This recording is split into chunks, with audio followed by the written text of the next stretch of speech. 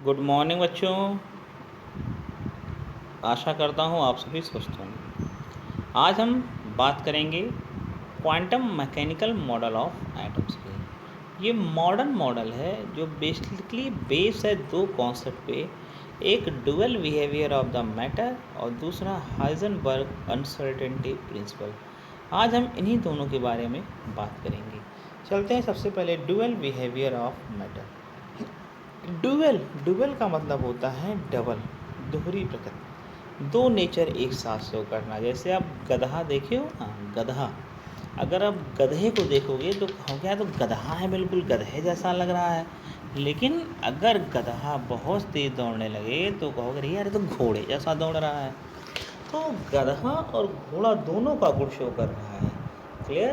तो सेम काम यहाँ पे भी है वेव बिहेवियर या डुअल नेचर में। डुअल नेचर क्या कहता है? When the particle revolve around the nucleus like electron.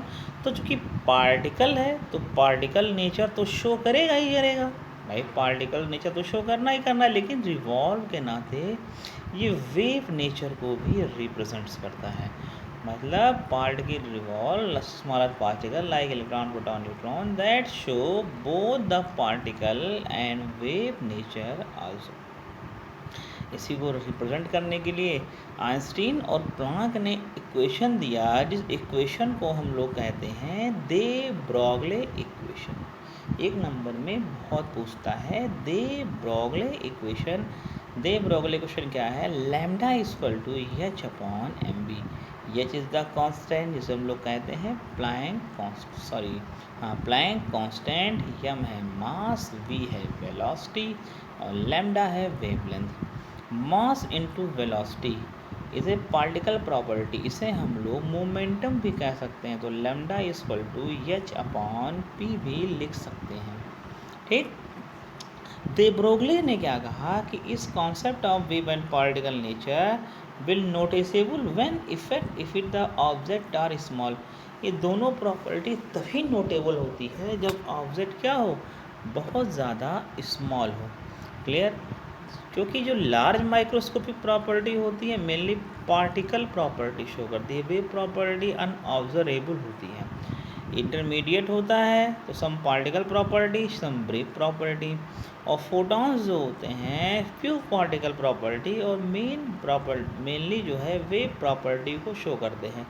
तो कहने का मतलब है कि जो हमारा वेव और पार्टिकल नेचर शो करे, इसके लिए मेन कंडीशन ये है कि पार्टिकल स्मॉल इन साइज होना चाहिए। क्लियर? अब बात करते हैं अनसर्टेनिटी प्रिंसिपल की। अनसर्टेनिटी, अनिश्चित, इसको दिया था हाइजेनबर्ग ने। हाइजेनबर्ग ने क्या कहा कि कोई पार्टिकल है, अगर सपोज दैट जो दौड़ रहा है, मान लीजिए आप ही को दौड़ा दिया जाए, आप दौड़ रहे हो, तो एक ही टाइम में यह कैलकुलेट करना कि आपकी पोजीशन क्या है और आप किस वेलोसिटी से दौड़ रहे हो।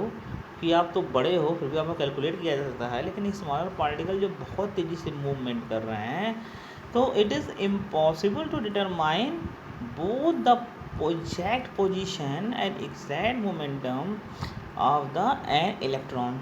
ये असंभव है कि किसी इलेक्ट्रॉन के एग्जैक्ट पोजीशन को या एग्जैक्ट मोमेंटम को एक साथ कैलकुलेट कर सके। ठीक है? इसे अगर हम लोग पोजीशन से ही मापेंगे तो वेलोसिटी में या मोमेंटम में अनसर्टेनिटी होगी। Uncertainty in the momentum is due to the velocity. और अगर मोमेंटम से ही नापेंगे तो पोजीशन में अनसर्टेनिटी होगी। तो uncertainty in the position momentum, अगर पोजीशन में डेल्टा एक्स हो और मोमेंटम में डेल्टा पी हो, तो उन्होंने फार्मूला दिया delta x into delta P greater than equal H upon 4 पाई, या डेल्टा एक्स इंटू पी के स्थान पे क्या लिख सकते हैं, यम इंटू डेल्टा पी। ध्यान देना मास कांस्टेंट होता है, यम इंटू डेल्टा पी करिएगा greater than equal H upon 4 पाई, जहाँ पे delta x uncertainty in the position, delta P uncertainty in the momentum है। इसका सिग्निफिकेंस क्या निकला?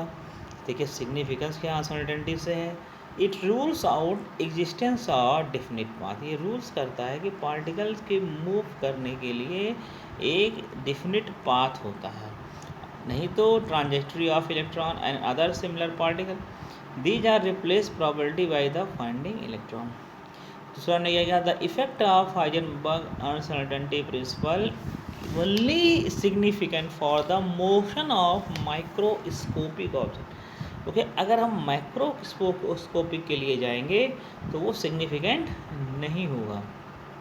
क्लियर। अगर हम अब बात करें कि और समझाएं इसमें, तो आप हाइजेनबर्ग के अनसर्टेनिटी प्रिंसिपल से ये प्रूव कर सकते हैं कि इलेक्ट्रॉन को क्यों नहीं न्यूक्लियस में रखा गया।